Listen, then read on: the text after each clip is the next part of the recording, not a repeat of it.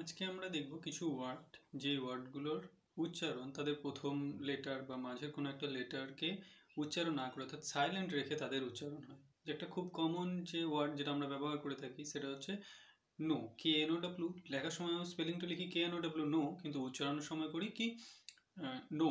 ভুল করে হয়তো কেউ কেউ কেন উচ্চারণ করে, সেটা ভুল উচ্চারণ। নো, এরকম বেশ কতগুলো ওয়ার্ড আছে এবং তাদের নিয়ম আছে যে কখন এই লেটারগুলো শুরুতে সাইলেন্ট হয়।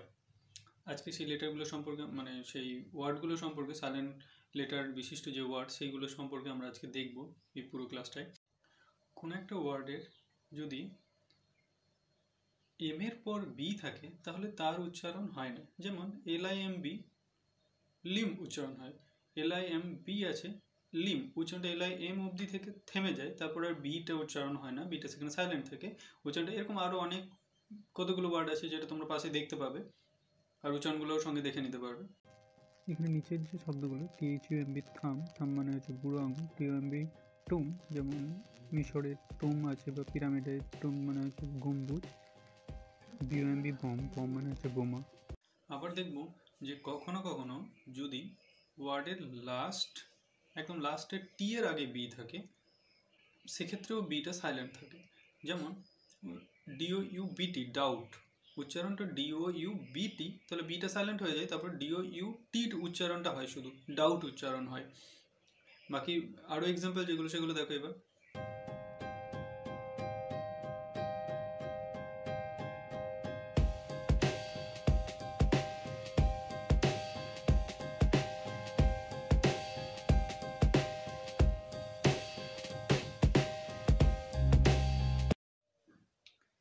এবার দেখবো যে ওয়ার্ডের মধ্যে কোথায় কোথায় সি সাইলেন্ট থাকে। যে ওয়ার্ডগুলোর মধ্যে SC থাকে, SC এর মধ্যে এসটা উচ্চারণ হয়, কিন্তু এস এর পর যে সিটা থাকে তার আর উচ্চারণ হয় না। যেমন মাসেল, MUSCLE, তাহলে মাসেল উচ্চারণ সি নেই, মাসেল। আবার ফ্যাসিনেটিং, FASCINATING, ফ্যাসিনেটিং, তাহলে ওখানেও দেখবো যে এস এর উচ্চারণ আছে কিন্তু এস এর পর যে সি সেটা সাইলেন্ট। তাহলে কোনো একটা ওয়ার্ডের মধ্যে যদি SC থাকে তাহলে এস এর উচ্চারণ হয় কিন্তু সি এর উচ্চারণ হয় না।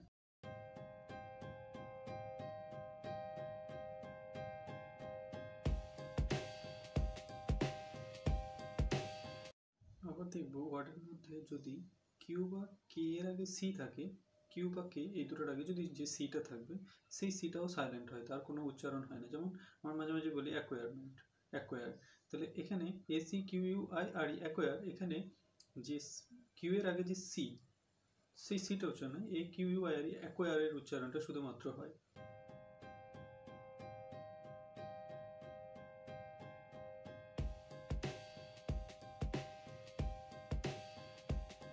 এবার যে ওয়ার্ডগুলো দেখবো সেই ওয়ার্ডগুলোতে দেখবো ডি সাইলেন্ট থাকে। ডি কোথায় সাইলেন্ট থাকে? প্রথম যে নিয়মটা, সেই নিয়মে যে কোনো একটা ওয়ার্ডের শেষে যদি ডি আর জি এর কম্বিনেশন থাকে তাহলে জি এর আগে যে ডিটা থাকে তার উচ্চারণ হয় না, ডিটা সাইলেন্ট হয়ে যায়। যেমন PLEDG, প্লেজ। প্লেজ আমরা স্কুলে বা কলেজে যখনই গেছি তখনই আমাদেরকে প্লেজ বলতে হয়েছে প্রেয়ার লাইনে দাঁড়িয়ে। তাহলে প্লেজ কথাটাতে যে ডিটা রয়েছে সেটা সাইলেন্ট, কারণ সেটা জি এর আগে আছে, প্লেজ, PLEDG, প্লেজ।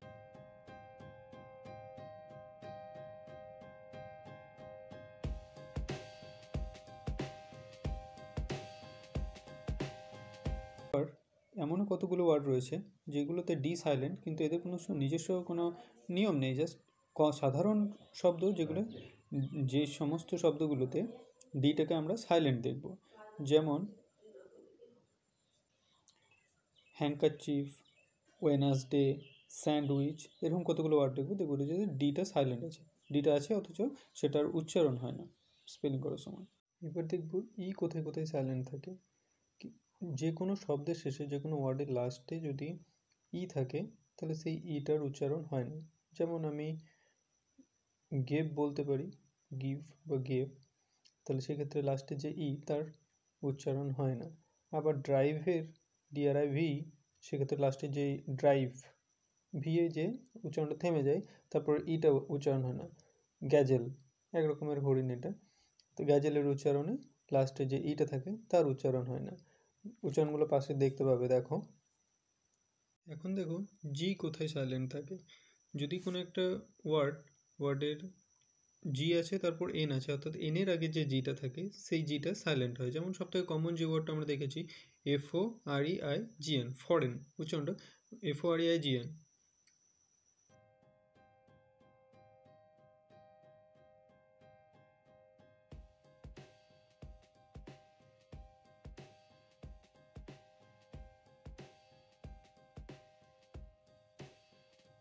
তবে এই যে এই রুলটার কিছু জায়গাতে ব্যতিক্রম আছে। যেমন আমরা ইগনিয়াস রক বলি, সেক্ষেত্রেও কিন্তু জি এর আগে মানে এন এর আগে জিটা থাকে, তার সত্ত্বেও দেখো ইগনিয়াস উচ্চারণে কিন্তু জি এর উচ্চারণ আছে। আবার ম্যাগনেট, সিগনেচার, এরকম বেশ কতগুলো শব্দ আছে যেগুলোতে হয়, এগুলো ব্যতিক্রমী শব্দ, সেগুলোতে হয়। এবার আমাদেরকে মনে রাখতে হবে কোথায় সাইলেন্টটা থাকে। সে যে ওয়ার্ডগুলোতে সাইলেন্ট থাকে আমরা শুধু সেগুলোতেই মনে রাখবো, যে উচ্চারণগুলোতে এই ওয়ার্ডগুলোতে পার্টিকুলারলি যে এন এর আগে জিটা সাইলেন্ট থাকে। যার উদাহরণগুলো বললাম, আর আরও কিছু উদাহরণ আছে পাশে দেখতে পাবে যেগুলো। এতক্ষণ আমরা দেখলাম যে একটা বা দুটো লেটার যারা কোথাও একটার আগে একটা থাকলে তাদের উচ্চারণ উজ্জ্ব হয়ে যায়। এখন দেখবো যে একটা জোড় শব্দ পরপর যদি GH একসাথে থাকে, এক জোড় শব্দ মানে দুটো আর কি, তাহলে এই দুটো শব্দ যেখানে একসাথে থাকবে আর তার আগে যদি ভাওয়েল থাকে, ভাওয়েলের পর যদি GH থাকে, তাহলে সেক্ষেত্রে কী হবে, পুরো GH এর যে উচ্চারণ সেটা পুরোটাই উজ্জ্ব হয়ে যাবে, GH কোনোটারই আর উচ্চারণ হয় না। এর যে সবথেকে কমন উচ্চারণ সেটা হচ্ছে থট, THOUGH, থট মানে চিন্তা।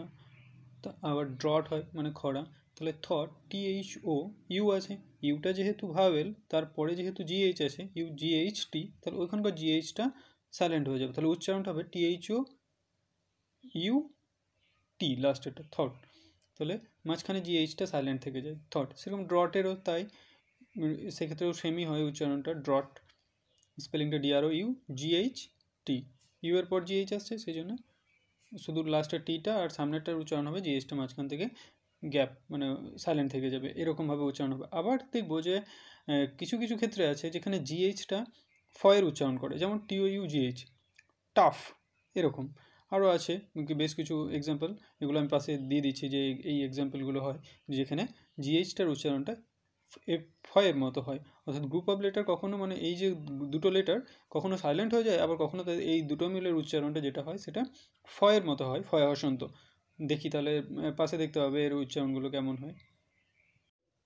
কতগুলো বিশেষ ওয়ার্ড আছে, যে বিশেষ ওয়ার্ডগুলোতে যদি প্রথমে অর্থাৎ ওয়ার্ডের শুরুতেই এইচ যেটা থাকে সেটা সাইলেন্ট থাকে। যেমন honour, HONOUR, honour. Honest, HONEST, honest. তাহলে আমি স্টেজের ওপর দাঁড়িয়ে বললাম আওয়ার হনারেবল গেস্ট, তাহলে শুনতে নিশ্চয়ই সেটা খুব একটা ভালো মানে শুনতে ভালো শোনায় না সেটা। তাহলে আমাকে তার জন্য উচ্চারণটা ঠিকভাবে জানতে হবে, যে এই ক্ষেত্রে কিন্তু এইচটা সাইলেন্ট থাকে ও সেক্ষেত্রে উচ্চারণটা হয় অনারেবল, অনার্স, আওয়ার। এই যে ওয়ার্ডগুলো আছে তাদের কিন্তু প্রথমকার যে এইচটা সেটা সাইলেন্ট থাকে। সব ওয়ার্ডের শুরুতে এইচটা সাইলেন্ট থাকে না, কতগুলো পার্টিকুলার ওয়ার্ড আছে যে ওয়ার্ডগুলোতে এইচটা সাইলেন্ট থাকে। এবার ভাওয়েল যখন বসাতে হয় আমাদেরকে, সেক্ষেত্রেও যখন যদি আমি বলি তাহলে অ্যান অনেস্ট ম্যান, তাহলে এই এইচটা কনসোনেন্ট হওয়ার সত্ত্বেও এর সাউন্ডটা যেহেতু ভাওয়েলের মতো হয়, তখন এইটা আমাকে মনে রাখতে হবে যে উচ্চারণের উপরেই কিন্তু এটা নির্ভর করে, যেই জন্য an honest man, an honourable person, এইভাবে এর আর্টিকেলগুলো এটাতে বসে। এখন দেখি যে এইচ কোন নিয়মে এইচের উচ্চারণ সাইলেন্ট থাকে। যদি কোনো একটা ওয়ার্ডে সি, জি বা আর এই তিনটে লেটারের পর যে এইচটা থাকে সেটা সাইলেন্ট হয়ে যায়। যেমন ইকো, রাইনো, ইকোতে দেখছি ECHO, ইকো। এক্ষেত্রে দেখলাম যে ECHO, ইকো, তাহলে CHO, তাহলে সি এর পর যেহেতু এইচটা আসছে সেই জন্য সাইলেন্ট হয়ে যাচ্ছে এবং উচ্চারণটা হচ্ছে ইকো, এইচটা নেই, ECHO, ECO। তাহলে শুধুমাত্র ECO এর উচ্চারণ হচ্ছে, এইচটার উচ্চারণ হচ্ছে না। এরকম আরও কতগুলো এক্সাম্পল দেখো পাশে, যেগুলো দেখতে পাচ্ছ, যে উচ্চারণ সহ যে উচ্চারণগুলো দেখতে পাবে দেখো। এখানে শেষের শব্দটা রিদম, এটা হচ্ছে সবথেকে বড় ভাওয়েলহীন শব্দ। এবার দেখব এল কোথায় সাইলেন্ট থাকে। যদি কোনো একটা ওয়ার্ডের মধ্যে এ ও ইউ তারপরে যে এলটা থাকে সেটা এই ভাওয়েলগুলোর পর যদি এলটা থাকে তাহলে সেই এলটার উচ্চারণ সাইলেন্ট হয়ে যায়। যেমন সিএএলএম কাম উচ্চারণ হয়। তারপর সিএইচএলকে চক। তারপরে স্যামন মাছ, যেটা আমাদের ক্লাস 6-এ সম্ভবত একবার আছে, যেখানে SALMON স্যামন ফিশ উচ্চারণটা স্যামন হওয়ার কথা SALMON স্যামন, কিন্তু উচ্চারণ যে বইগুলোতে আছে সেটা স্যালমন মাছ বলে এরকম কিছু একটা উচ্চারণ করা আছে, তো এটা হবে না। উচ্চারণটা হবে স্যামন মাছ বা স্যালমন SALMON স্যামন মাছ। আমরা মাঝে মাঝে বলি যে ফোক ড্যান্স বা ফোক সং, তাহলে এই স্পেলিংটা দেখো একটু বিশেষ রকমের FOLK ফোক উচ্চারণটা। তারপর এই যে নিয়মটা যে এল সাইলেন্ট থাকার, কোথাও কোথাও এলটা সাইলেন্ট থাকে না, কিছু ব্যতিক্রম ওয়ার্ড এরও আছে, সেই ওয়ার্ডগুলো দেখো এবার। এরকম আরও কতগুলো এক্সাম্পল দেখো পাশে, যেগুলো দেখতে পাচ্ছ, যে উচ্চারণ সহ যে উচ্চারণগুলো দেখতে পাবে দেখো। Hello, halt, bulk. এখানে বাল্ক শব্দের অর্থ হলো স্তূপ। এবার দেখবো এন সাইলেন্টের নিয়মটা। এন সাইলেন্টের নিয়মটা খুবই সহজ। যে কোনো ওয়ার্ডের লাস্টে যদি এন থাকে তাহলে সেই এনের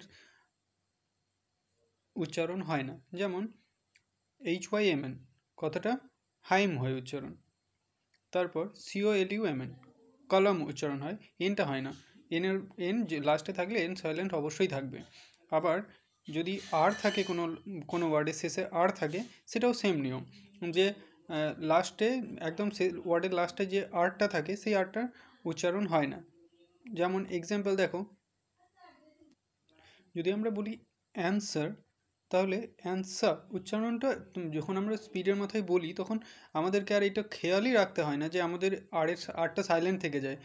গিভ মি দ্য অ্যান্সার, অ্যান্সারের আরটা কিন্তু উচ্চারণ হয় না। আমরা বলার সময় যদি একটা খুব কেয়ারফুলি লক্ষ্য করি যে আসছে কি না উচ্চারণটা, তাহলে দেখবো যে ওর লাস্টের যে উচ্চারণটা আর যদি লাস্টে থাকে তার উচ্চারণ হয়ই না। উচ্চারণ করার সময় এটা আমাদের বাকযন্ত্রেরই একটি সিস্টেম, যে লাস্টের এই আরটা বলার সময় তারা সাথে যখন বলি তখন এটার উচ্চারণ এমনি এমনিই হয় না। সেরকম যে কোনো ওয়ার্ডের লাস্টে যদি আর থাকে তার উচ্চারণ কিন্তু হয় না। দেখবো পি এবং পি কোথায় কোথায় সাইলেন্ট থাকে। এবং যদি কোনো একটা ওয়ার্ডের শুরুতেই PS বা PN এর কম্বিনেশন থাকে, তাহলে সেক্ষেত্রে পি এর উচ্চারণটা হয় না। যেমন সিউডোপোডিয়ার স্পেলিংয়ে কিন্তু পি দিয়ে শুরু, আবার সাইকোলজি সেটাও পি দিয়ে শুরু। আর পিএন যেটা হবে নিউমোনিয়া, সবথেকে কমন যেটা আমরা বলি নিউমোনিয়া হয়েছে, নিউমোনিয়ার স্পেলিংটা পিএনইউ দিয়ে শুরু, তাহলে এখানে কিন্তু পিটা সাইলেন্ট থাকে, এন থেকে উচ্চারণটা শুরু হয় নিউমোনিয়া, তাই তো। এবার দেখব ওয়ার্ডের মধ্যে যদি এল এর আগে কোনো একটা এস থাকে, তাহলে সেক্ষেত্রে যে এস থাকে তার উচ্চারণ হয় না। যেমন ISLAND উচ্চারণটা হয় আইল্যান্ড, এটা দ্বীপ। ইসল্যান্ড উচ্চারণ কিন্তু হয় না, আইল্যান্ড উচ্চারণ হয়। ISLAND আইল্যান্ড উচ্চারণ হয়। এরকম আরও কথা আছে, আইল উচ্চারণ হয়।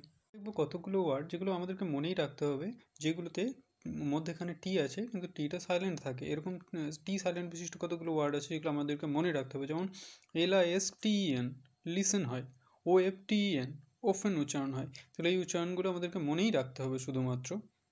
একটা কথা আছে যেটা আমরা প্রায় বলতে শুনতে পাইছি, don't make castle in the air, মানে কি, মানে আকাশ কুসুম রচনা করো না। বাংলাতে যদি বলি আকাশ কুসুম রচনা মানে অলিক কিছু কল্পনা করা বা করতে চাওয়ার ইচ্ছা করা সেটা। আর বাংলা যদি এটা ট্রান্সলেট করি তাহলে কি হবে, বাতাসে বাড়ি তৈরি করা বা দুর্গ তৈরি করার চেষ্টা করো না।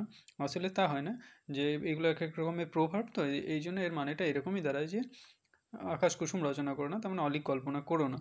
যদি আমরা অবাস্তব কিছু ভাবি বা চিন্তা করি তখন এই ফ্রেজটা ব্যবহার করা হয়। এখন দেখো, যদি কোনো একটা ওয়ার্ডের ডাব্লু কোথায় সাইলেন্ট থাকে, যদি ওয়ার্ডটা শুরুর ওয়ার্ড, তারপরেই আর থাকে, অর্থাৎ আর এর আগে শুরুতেই আর এর আগে যদি ওয়ার্ড ডাব্লু দিয়ে শুরু আর তার পরেরটা যদি আর হয়, সেক্ষেত্রে এই ডাব্লুটা সাইলেন্ট হয়ে যায়। যেমন আমি সবথেকে কমন যেটা বলি রাইট, তো WRIT রাইট, তাহলে এখানে কিন্তু ডাব্লুটা সাইলেন্ট থাকে, রাইট উচ্চারণ RITEটার উচ্চারণ হয়, ডাব্লুটা সাইলেন্ট থেকে যায়। বলার সময় আমরা WRIT রাইট, তাহলে ডাব্লুটার অটোমেটিক এটা হয়ে যায় যে ডাব্লুর উচ্চারণ হয় না। এরকম আরও অনেক ওয়াচ আছে, যেমন রিস্ট ওয়াচ আমরা পড়ি যেটা, সেরকম। ও নিয়ম মানে নিয়মের মধ্যে পড়ে না, অথচ কতগুলো ওয়ার্ড আছে যাদের কিন্তু ডাব্লিউটা সাইলেন্ট থাকে। যেমন আমরা টু বলি, TWO, কিন্তু এটা আমরা লেখার সময় স্যার বলে গেছে টু, আর অথচ আমরা লিখে চলে গেছি যে ডিজিট বলেছিল কি টু, যেটা আমাদের প্রিপোজিশন সেটা বলেছিল, বুঝতে পারি না, দিয়ে আমরা ভুলটা করেই গেছি, টিওর জায়গায় TWO লিখেছি, যেটা এখনও হয়। সেরকম আরও আছে যেগুলো WHO, হুজ, তাহলে এই WH ওয়ার্ডগুলোর যে ডাব্লিউ সেটাও সাইলেন্ট থাকে। দেখবো যদি কোনো একটা ওয়ার্ডের জি এর পর ইউ থাকে, সেক্ষেত্রে ইউটা সাইলেন্ট থাকে। যেমন গিটার যেটা বললাম, গিটার, GEYTAR, তাহলে সেক্ষেত্রে শুধু গিটার উচ্চারণটা হয়, আর বা সামনে যে জি মানে জি এর পর যে ইউ তার উচ্চারণ হয় না। আবার গেস্ট উচ্চারণ করি, GUEST, তাহলে জি এর পর ESTর উচ্চারণ হয়, ইউটা মাঝখানে সাইলেন্ট থাকে। এরকম বেশ কতগুলো ওয়ার্ড আছে যাদের কিনা ইউটা সাইলেন্ট থাকে, জি এর পরে আসে সেই জন্য থাকে। এইটা জি এর পর ইউ থাকলে সেই ইউটা সাইলেন্ট হওয়ার নিয়ম এটাই।